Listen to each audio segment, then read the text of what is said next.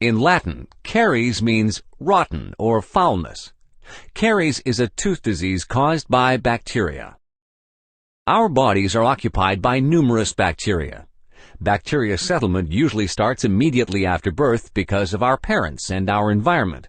Not all bacteria are harmful. For example, the bacteria flora in our intestinal tract is crucial for our survival. This is called symbiotic bacteria.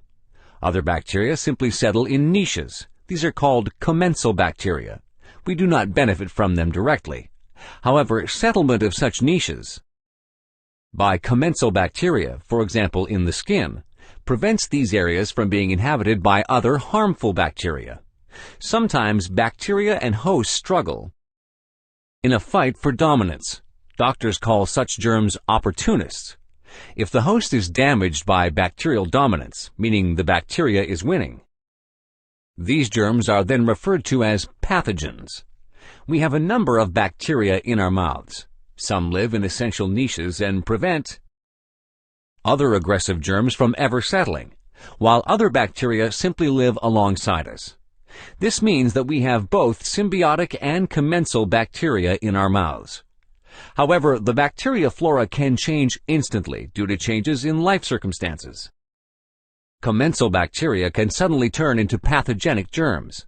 This is what happens with caries. The most important factors are certain host factors, plaque, and time. Host factors encompass all the factors relating to the host, such as tooth anatomy, saliva composition, and cleaning habits. Plaque is a layer on the teeth consisting of saliva parts, bacteria, and carbohydrates, and forms when the teeth are not cleaned properly.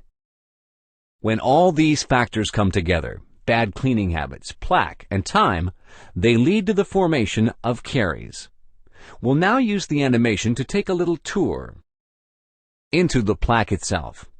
Plaque is organized like a little city. There are bacteria that are specialized in just holding on to the teeth.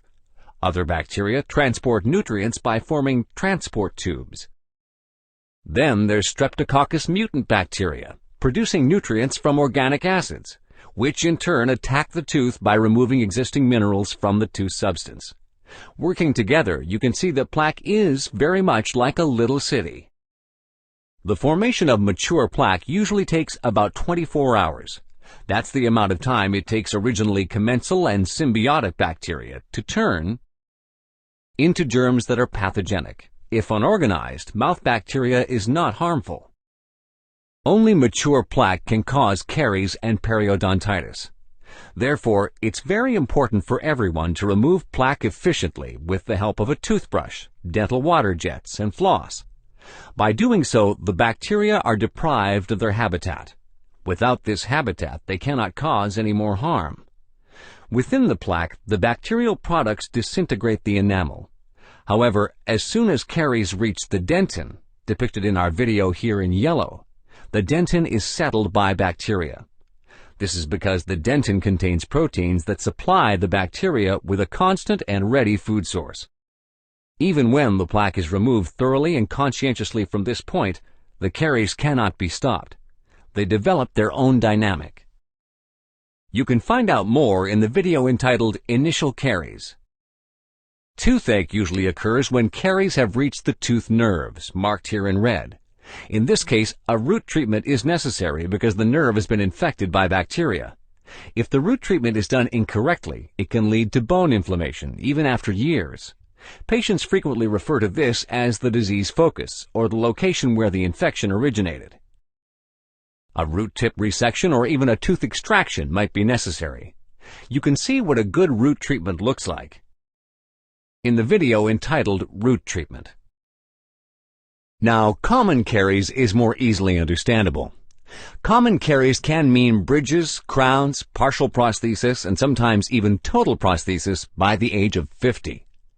Here you see various x-rays of patients from different doctors' offices. Do you notice that all these patients, probably just like you, only have bad teeth in the corner areas? On all of these pictures, even a non-expert can tell that people get fillings, crowns, and bridges, which are the bright spots on the x-rays, in the corner teeth areas first. So, why does this happen? Unfortunately, oftentimes, people only brush their teeth superficially because their minds are on other things, or they get fooled by the fresh feeling that comes from brushing with toothpaste. This leads us to clean the front properly, of course, but the side teeth have cleaning deficits. This is not without consequence. Hidden layers, especially in the gaps between teeth, later lead to the destruction of enamel, caries, even gum inflammation, or periodontosis. This is why we get fillings on the sides first. Combined with bad dental work and sometimes a lack of proper information, this will lead most people to having bad teeth or even no teeth in the side areas by age 50. The frontal teeth are overly strained. And by age 60, a total prosthesis will likely be unavoidable for a typical individual. So, regular oral hygiene, quality dental work, and information prevent the formation of caries. You have something to smile about for years with CheckDent.com.